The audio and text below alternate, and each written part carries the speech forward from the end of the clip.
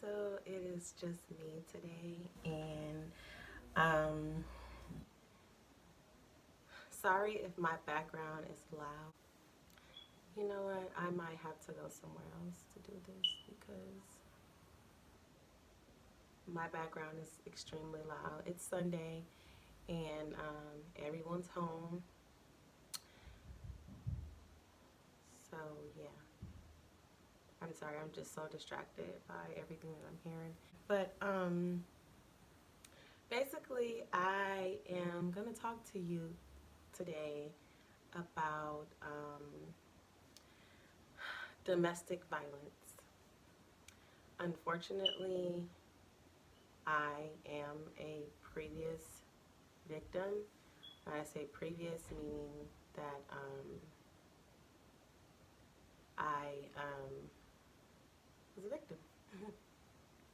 I guess we always try to find words that, you know, that makes it sound nicer or makes it sound a little bit more cleaner, but unfortunately, there's no way to put it nice. So I'm just gonna try to jump right into this. So hold on, you guys. Okay, so with that being said, I'm so sorry. I'm like already like emotional, just because it's been like on my mind a lot lately, and I was not going to do this video just because it's somewhat embarrassing, you know. But then it's also like there's so many women out there, and when I say so many, I know a good 20, you know, that are victims, not from hearsay, but from, you know, seeing it from my own eyes, whether they were in a previous relationship where it was occurring or it's, you know, in a current relationship. And again, it's just like not enough women that are taking the courage to stand up and, you know, speak on the topic. So again, that's why I've decided to just let it out, you know. And I'm not going to mention any names just because I feel like it's pointless, you know. Just the topic of conversation alone stands ground. So I don't even know if that makes sense. Stands ground, holds weight. So here we are. So like in 2010, I met my ex, and I was told from the beginning that particular person was not good for me. Just like from what, you know, an elder observed, like, no, you might want to watch that one. Like, y'all, nope, I can see what you can't see. Like the same thing that I tell my daughter, you know. When I say daughter, I mean in just one right now because the other two are just way too young to understand. They haven't started dating yet. But so yeah, so I was told like, you know, no, you need to get far away from that person. Like that's just, I could see that, you know, they gonna lead you to hell, you know, a road of destruction. Me being hard headed, me thinking I was in love, I was just like, no, not him, no. Like you don't know what you're talking about. We like each other, you know, and liking turned into, you know, a few years down the line, and now we love each other. So I thought, and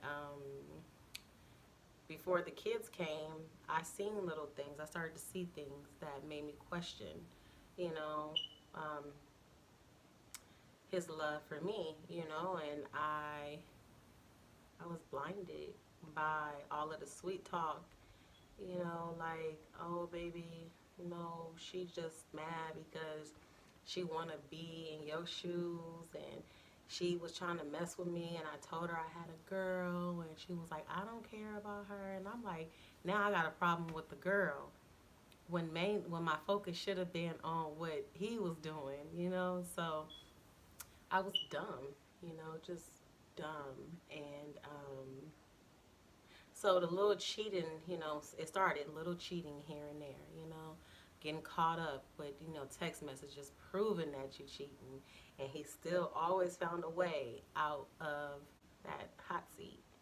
He always found a way out, you know. And I I think it was because I just thought I was in love, you know. And the little cheating, I guess he started feeling like, damn, you know, I can do dirt and just, you know, butter up a little bit with a little sweet talk, you know, maybe take her somewhere, you know, I'm good. So the little cheating turned into, you know, big stuff. Now here he is not coming home. And that still wasn't enough for me. But again, your girl was dumb, right? so, so we got married. I don't even know what year we got married in, you guys. It's like when a woman is happy, she can focus on the good memories, right? Like the year, the day that we met, you know, the day that we got married. Even it was days where I forgot our anniversary just because I was always focused on, you know, trying to figure out why he didn't come home, where he at, who he's sleeping with. So, um, got pregnant with my son. And, you know what?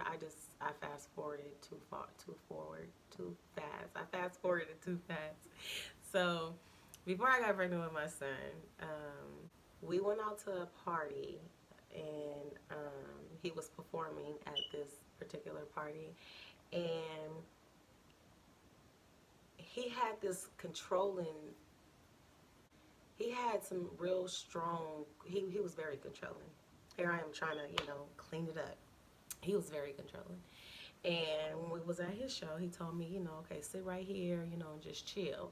And I'm thinking, okay, he's telling me where I can sit at, but that don't mean that I'm supposed to be bound to this chair, right? So I got up, and me and my cousin, we went outside.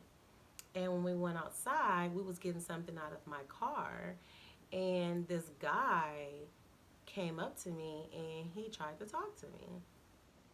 So before I know it, I look, and here he come. Here he come. He get into a physical, like a small physical altercation with this guy, and words are exchanged. And I'm like, can we just go? And he like, you shut the and get in the, and you know all that. So, so when we was leaving, we was riding, and I'm thinking, okay, maybe he calmed down. You know, we good. You know, he seen that he overreacted. I mean, the dude is just trying to talk to me. That's what dudes do. So we riding, and next thing I know, he backhands the out of me. And my cousin, she hop up and she in the back seat and she like, wait, you not supposed to be hitting my cousin.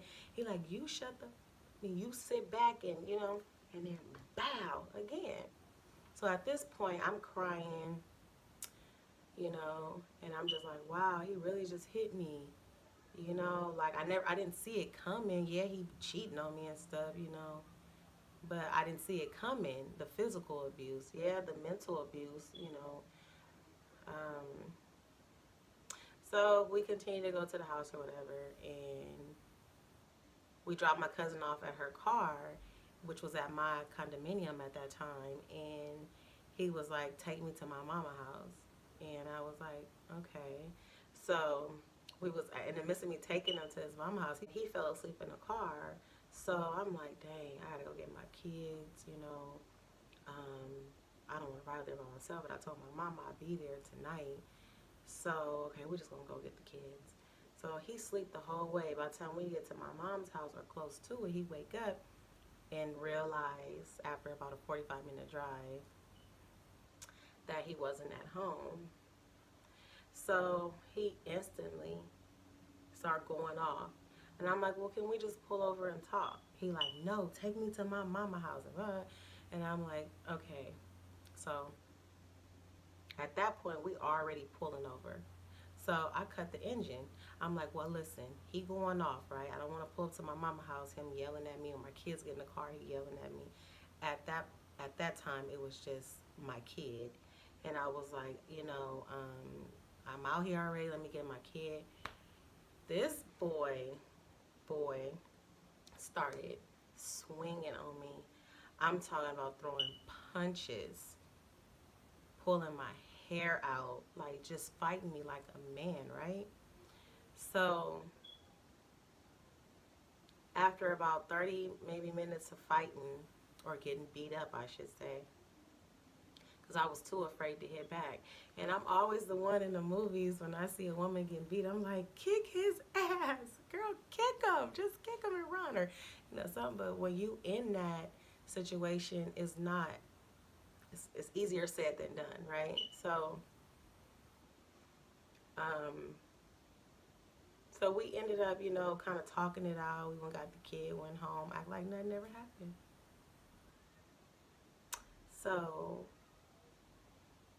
he got comfortable. I just beat this girl up. I've been cheating on her and she ain't went nowhere.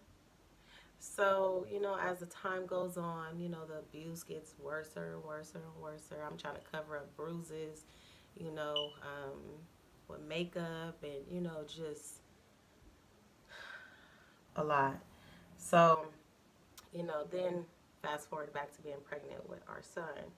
He thought that he was going through my Facebook DMs, and he thought he seen a message from this guy, and he was like, "Who is this?" And I'm like, "I don't know. Let me see." So he instantly threw me against the wall. I'm like maybe 6 months pregnant with our son. He threw me against the wall and slapped me. And I'm like, "Why are you hitting me? Like, I don't even know who are you talking about?" So he turned the phone around and he showed me. And I'm like, "Look at the date." After I read the message, I'm like, "I know I ain't cheating on him." Like, well, let me make sure I'm not cheating on him. Like maybe I did something that could be considered cheating. Just wanting to feel like he's right. For what reason, I don't know. So we end up looking at the date, or he ended up looking at the date, and it was 2 years before him.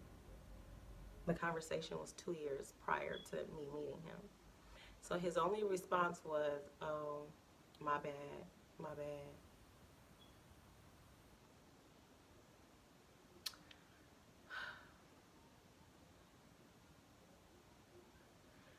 You know, hold on, you guys. So, yeah.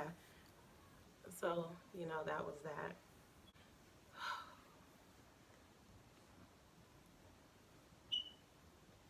Um, and like sometimes I'm so mad at myself because I knew I should have got out then, like, and I don't want to sound like no sad case, like so cliche, like, oh wow, the woman that got beat for years, and then say I should have got out, like, and then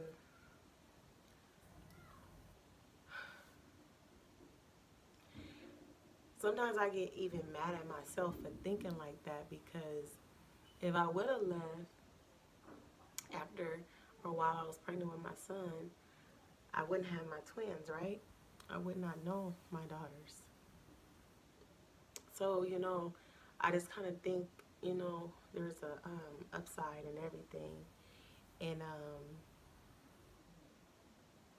yeah, so back to the story.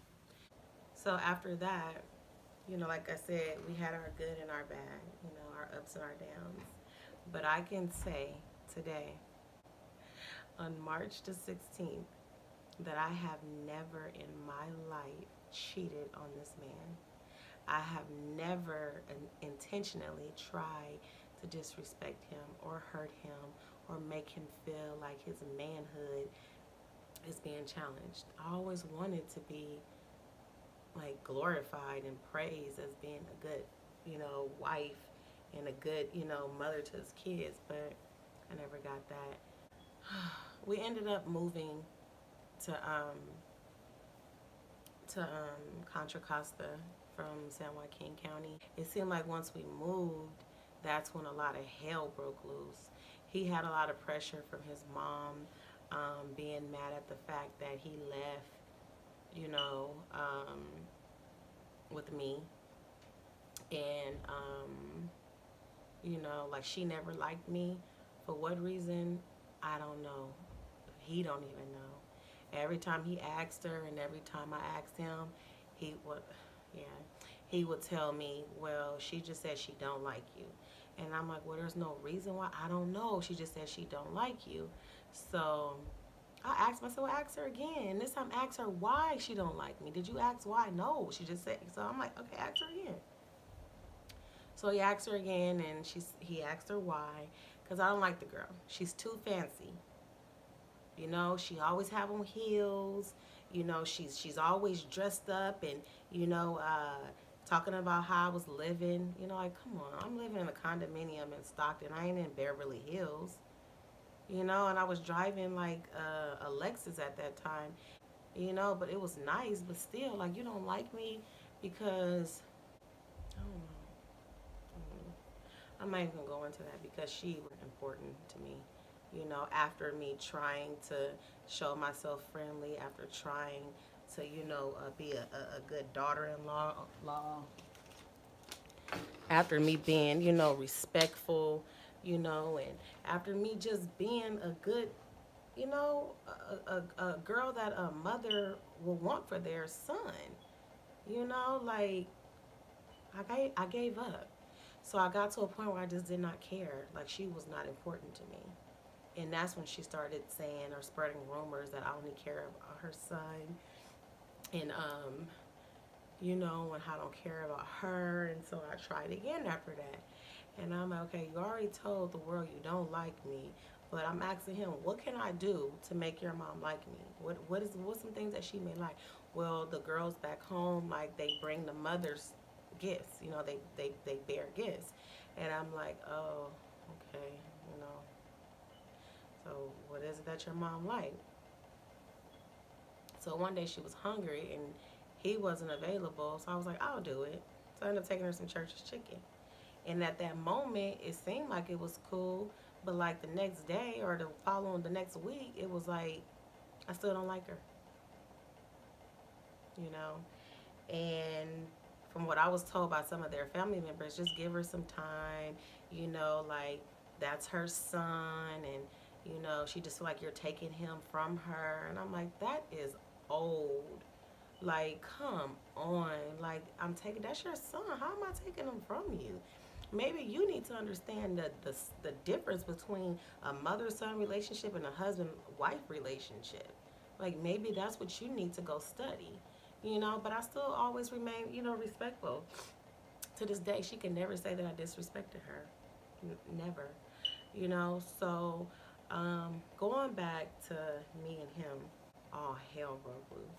Like things just got worse, you know, and there was just so many nights where he was coming in, you know, drunk, and I was questioning him, and he told me to this day the reason why he beat me up on plenty of occasions because he didn't want to get caught. He didn't want to get caught up. And when he felt like I was running him into a corner and he had no way out with a lie, physical abuse. But I had got, me and my friend, we had went and got piercings. We were so excited. We we had a conversation prior to me going to get this piercing, and he told me no, I could not get it. And I was like, you just playing, you know, like, hey, what am I supposed to believe him? No, he just playing. You know, it's my body.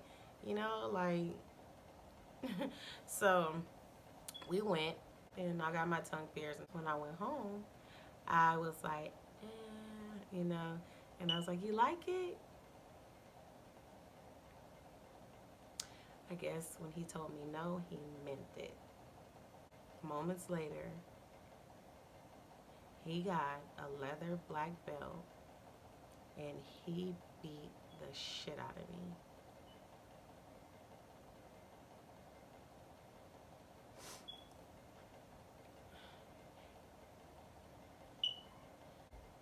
And if that wasn't enough, he took his foot and he stumped me in the hallway repeatedly.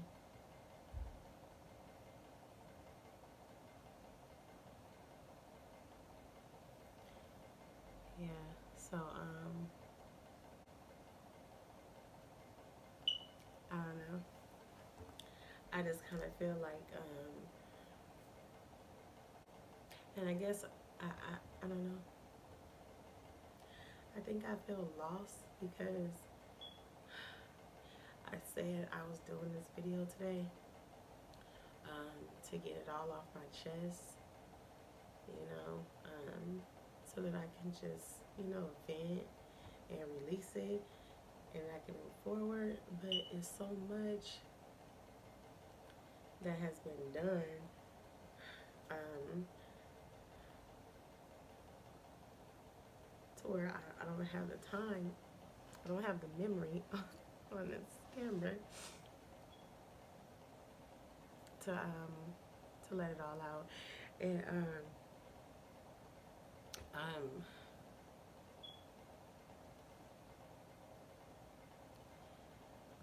it's just, you know, all I can say is like all of the girls that's out there and you feel like it's your fault or you feel like there's anything that you will be able to do in that relationship to make him happy or to make him, there's nothing you can do. Like, there's nothing you can do to make them not want to fight you. There's nothing that you can do to make them not want to mentally, physically abuse you. It's something that's wrong with them. And it took me 7 years. 7 years to figure that out. And I was just afraid to leave. First, my excuse was, oh, we just got married. And, you know, I don't want people to say, oh, they just got married. Now they're getting a divorce. I wanted to divorce him so many times. But I just could never find the courage to do so. So, yeah. So, fast forward into about 3 years now, 2 years. Our twins was conceived. And you might as well have called me a single mother because he was pursuing a music career that he's still trying to pursue. And I never received any support. On their first birthday party, he had a show to do, and he literally was in and out. On my son's second birthday party, he had a show to do, and he was in and he was out. And you know, Chuck E. Cheese parties are expensive. Chuck E. Cheese parties are very expensive. So by the time I was done paying for this party by myself as a married woman, I didn't have no more money. And he got mad at me because I didn't have any gas money to give him to get to his show. Now keep in mind, all pretty much his shows that he went to and his friends know, he always needed $10 to get there. You know? And I've always been there. Even if I had to ask my mom for the money. It make it seem like it was for me. Like, I always, you know, I want to always have his back. Oh my God, you guys are going to kill me. I just keep saying, So, and my lighting is getting bad. So,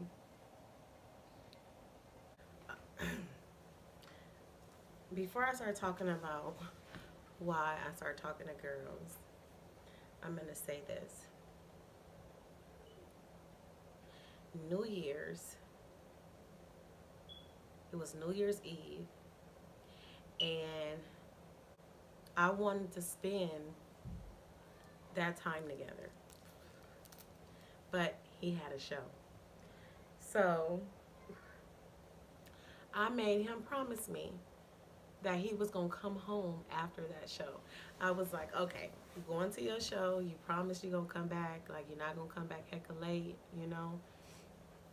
And he was like, yeah, you know, like it's New Year's, like where else I'm going to do? What else I'm going to do after my performance? I'm going to come home, you know? And I was like, okay. And silly old me, after all them years, silly old me believed him. I believed him. After years of him saying he was going to come home and he didn't, and 2 days had rolled by and he told me that he was out, and the first night he got so drunk to where he was sick. He had to end up going to the hospital, or he got arrested. He was in jail. He couldn't call me because they wouldn't let him make no phone calls. Or the car broke down and he was walking for heck of hours, and by the time he got to his mama's house, he fell asleep. Right? So silly old me. I believed that he was coming home. So I got everything all ready, for us to celebrate after midnight, but still it was just important to me. He never came. So let's just say, for example, New Year's was on a Thursday, right? I didn't see him till Friday had passed, and Saturday, I would say about 10 o'clock came.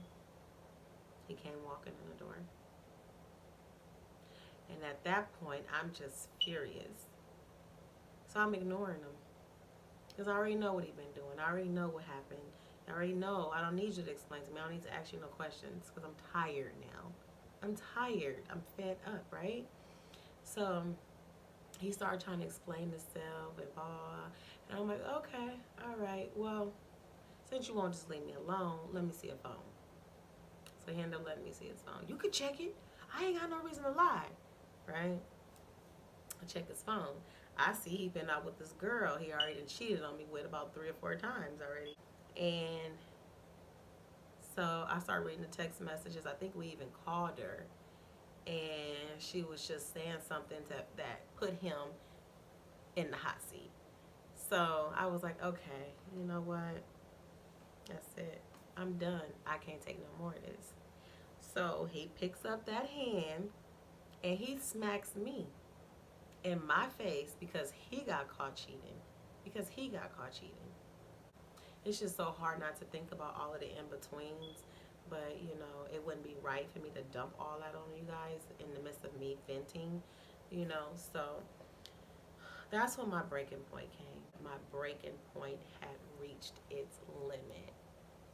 So that's when I started talking to girls. And no, I did not start talking to girls just out of the blue. I was dating girls before I met him. That's when I met Nisha.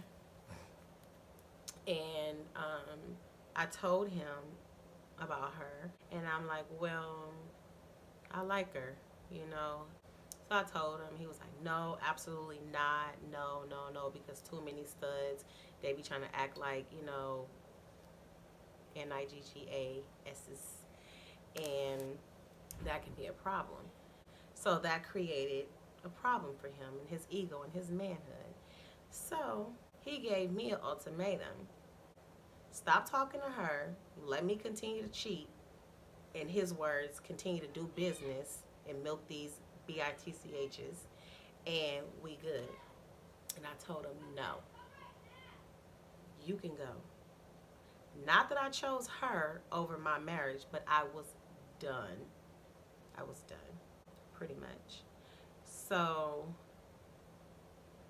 Nisha came into the picture, and our little thing got a little stronger than expected.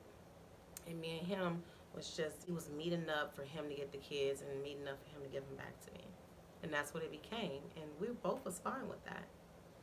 So once he seen, I guess, that nobody wasn't sweating him or tripping off of anything that he was doing out there, he wanted to come back in the picture. And that's when I cheated on Nisha. You guys already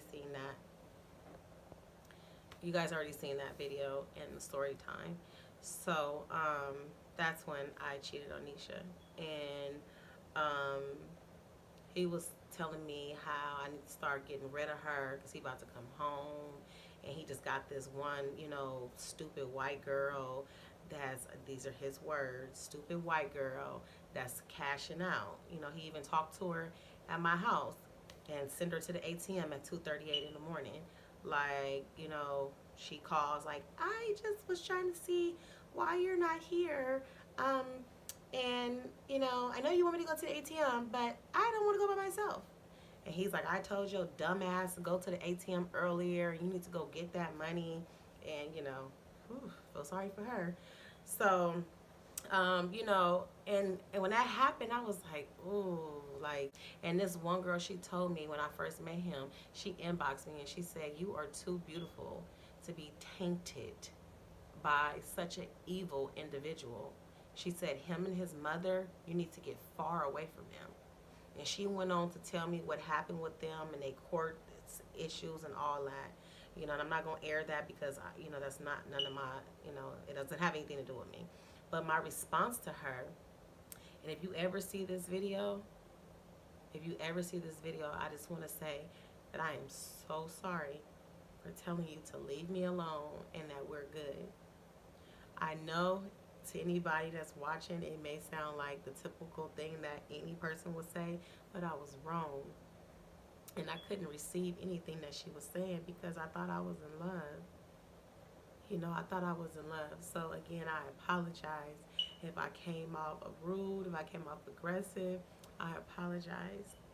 And I am bearing my consequences. And I was tainted, you know, unfortunately, because now I have to live with all of this hurt and pain and these horrible memories, you know. So I'm sorry. I'm sorry. So as time progressed, and he called me and asked me, you know, if he can come over. I was like, yeah, you know, this is after we've been separated for about 3 years now. You know, I'm still like, shit, why am I holding on? Like, why am I holding on? But I can't fight what I'm feeling. So I let him come over. And he told me, oh, you know what? I got a show. Hold on, you guys. Okay, I had to switch cameras. I'm sorry, you guys, if this lighting is all over the place. Like, work with me. This was so not prepared. I just was like, you know what? I got to get this off my chest. So he came over and he was like, I got a show. You want to come? And I was like, no, not really. You know, it was Thanksgiving Day. I had cooked, had a beautiful time with my family. Me and Nisha was going through it, you know, and we're going to tell y'all all about that later, you know, but I was having flashbacks about some shit that she did, you know, and I was in my own space, you know. And so he came over, made him a plate or whatever, and I was like, okay, let's go, let's do it. I ain't been to no shows in a minute, let's go. So as we're on the road and we're leaving, he turned the music down. He like, oh, I just want to let you know there's going to be some females here, you know, don't trip, you know. And I'm like, oh, I'm not tripping off none of that. We're not together, you know, just make sure you be respectful. You asked me to come. You know, you came all the way to my house to get me, about 45-minute drive to come get me, to take me back out that way, to bring me back home. So you just make sure that you keep it respectful, because I could have stayed at home with my family, right? So he was like, okay, cool. So we get there, and we pull to his mama house, and there's some girls in a garage, and I'm like, okay, here we go. So that was fine with me. Then we go pick up 2 girls. I'm still fine. They get in the car, they don't speak, nothing. My mom always told me when you enter a room, you speak, right? So I was like, okay, that's fine. So we get to the club, and we sitting out front. They get out the car, and I'm just sitting there, you know, and he like, okay, I'll be there in a minute. So he tell me, okay, go inside. I gotta go do something. I'll meet you in a minute. Go where? Huh? You brought me 45 minutes away from home to send me into a club that now I know is known for getting shot up, and just go untied and sit there and wait for you? No, it's not happening. So I sat in the car and I told him, I said, no. I said, I'll just sit here until you're ready. No, I gotta do something. You tripping, man. You know, creating this big old scene. And I'm like, why are you yelling at me? Why are you yelling at me? And you must be a fool if you think I'm about to go in this club by myself. Man, just go in there. So I'm like,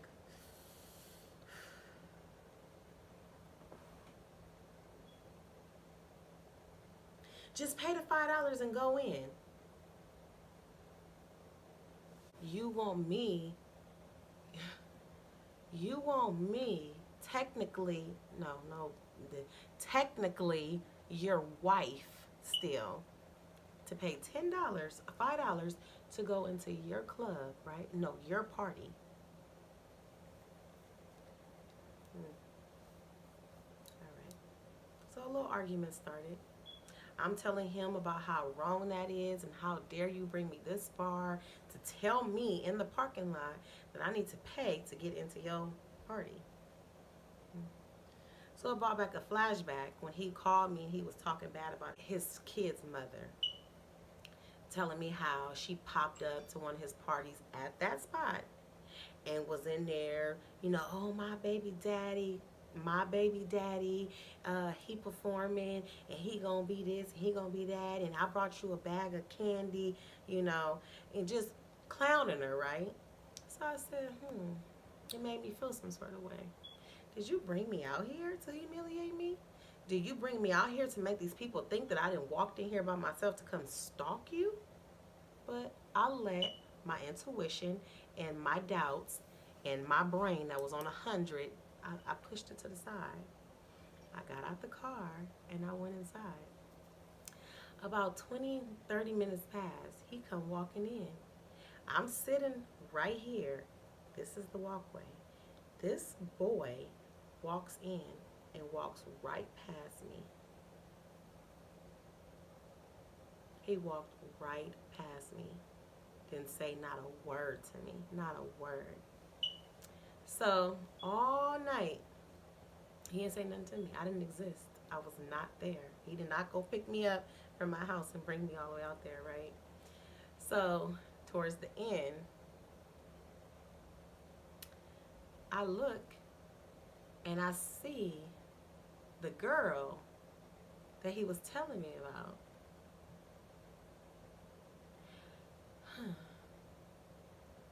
Actually, I didn't know that was her. I assumed it was her because he told me that it's the dumb white girl that works and she got the connections. He using her for the connections at the club, and she be. So I said, I wonder if that's her. And I'm like, no, she looks like really old. Like I don't think that's her, But when I seen the way she was trying to engage with him and the way he was trying to kind of brush her off, because he had a few other ones in there that he's, I was like, okay, that's her. Still didn't have a problem with it. I was still fine. But as the night progressed, and it's like damn near midnight, and he still ain't said nothing to me. And I'm like, damn, this is getting real. So I prepared my exit. And I went towards the door and I was getting ready to walk out. And I didn't because I said, now what you gonna do? Stand outside? It's freezing cold outside. It's sprinkling. And where you gonna sit at until you wait for your Uber? Because I was going to call me an Uber to go home. So I sat on the bench inside. This guy comes up to me. He tries to talk to me. And he wasn't disrespectful. He was just like, hey, how you doing? How you enjoying your night? Okay, you're very beautiful. I'm like, oh, thank you. Okay, I'm still, trying to get my Uber. He comes up, let's go. And I look at him, let's go. You know me now? You know me? Who me? Right? So he look at the dude and he say something to him. The dude just like, so we leave out, and somehow, I guess the dude came out too. And I'm standing there waiting to get in the car, and the dude says something, and then that's when that transpired, and all hell broke loose. All that shit, right? So I'm trying to help him, and he tells me, get the away from me. He tells me, get the away from me in front of everybody. Somebody get this away from me. Then his little ATM machine comes up to me and she's like, give me his shoe. And I'm just like, here. Before she walks off, she says, does he tells me how he's effing me every night? And I'm like, no, no. Like, and if he did, like, look at you. Like, why would I care? Why would I care? You know? So that's that. So I called my mom. I told her what was going on. I tried to go over to him again. At this point, they're putting him in the paramedics in the van, and I'm telling them what happened. I'm like, I don't know if if he took something, but he's been very aggressive towards me. He's cussing at me, but I need to go to the hospital with him because this is how I got here. You know, and he's like, get this bitch away from me. Somebody, and they're like, ma'am, you need to move. He said, get away from my feelings. I felt so crushed. I felt so alone. I felt so abandoned. I felt so empty. Not because of how he made me pay to get in, not even how he sent me in by myself, not how he didn't ignore, not how he ignored me the whole night, not even what she said to me. None of that bothered me. It was how he did me. You just got shot because you were being the aggressor, and I'm sorry to say, but he was being the aggressor, and you blame me for it. You know, so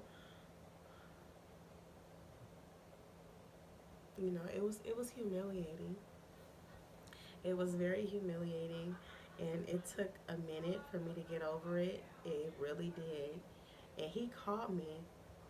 He called me, and he had the audacity. And after he did me like that, I found a ride to the hospital. And at that point, he got all these people in the room, mainly the girls that he's screwing. They all in the same room, and they're talking shit. I'm like, well, you know what? I just need my keys. I was told that such and such said that, such and such got the keys. I just need my stuff, you know. And they was like, that don't even sound like something he would do. And, I'm like, listen, I'm not here for none of that. I just came to get my stuff. What you talking is beneath. Like, I just need my stuff. So when I seen that wasn't getting nowhere, I said, okay, well, let me try getting his nurse. Shot me down again, right? So fast forwarding back to him calling me about two and a half weeks after the incident. You didn't even come to see me. You didn't even come to the hospital to see me. You must have been on some drugs or something. Because when I tried to get in the van with you, you told them to get me away from you as if I was a threat. And then when I came up there, you pushed me away again, right? So what did you want me to do? What did you want me to do? After that happened, he was calling, trying to make it seem like he's so sorry, and how I have to put myself in his shoes and how I could just, get over it and understand, And I was just like, all right, dude. But I still don't hate you. I still don't have no hard feelings towards you. And time went by. I'm at work on getting better, and I'm gonna come get the kids. Christmas Day came. Prior to Christmas coming, he up on social media with bottles, kicking it, But Christmas come, my kids still, we in March now, didn't receive not a gift. They got a phone call at 7:43 that night to say Merry Christmas, and that was it. Next thing I know, I get notified that he's trying to get custody of my children. And, we're in court, and he's serving me divorce papers, or she served me divorce papers. She was so happy to do it, you guys. You should have seen the smile on her face. It was so big. She was like, And I'm just thinking, you just don't know. Yeah, so right now, as I said, I've been had divorce papers. I've had them for quite some time now. And I even went and seen, what are they called? The people that help you. It's not a court appointed attorney, but it's a person that can go over documents with you, but they cannot give you legal advice. I went and spoke with one of them, and they told me how to go about doing it. And at that time, it just wasn't a priority to me, you know. Um, and I don't regret not doing it. Um, I don't, you know, it's good that it's happening this way, you know. So technically, he's divorcing me, and that's fine. You know, that's fine with me, you know. But it was already in my plans. He just kind of got to it before me. And why not? You know, it's what we had is over, it's destroyed, it's done. And you know I've said a lot. Just hope and pray that this story that I have brought forth today will help all of the women and men that's out there that are in abusive, toxic relationships to understand that it's okay. It's okay. Even if, like, you 10 years in, it's okay to leave.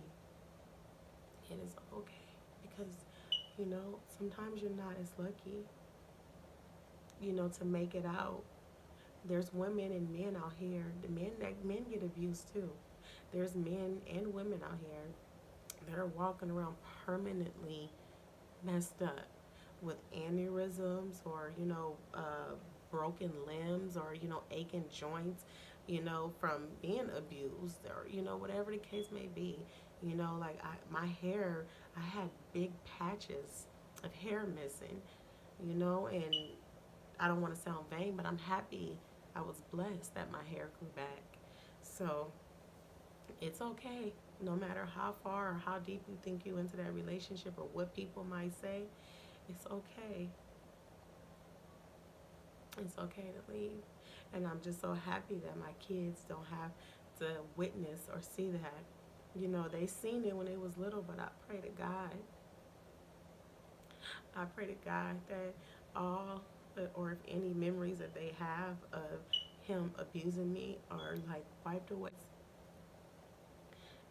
Because no child should have to have any memory of their mother or father being abused,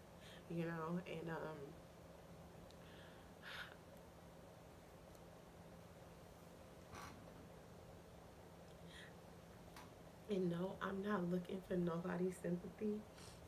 And so thank you so much for letting me share this with you guys. And I'm so sorry. I did not mean to come on here and start crying. And I mean, I really didn't know what to expect, but I'm so happy. I'm so happy that I shared the story with you guys. And I don't know what else to say.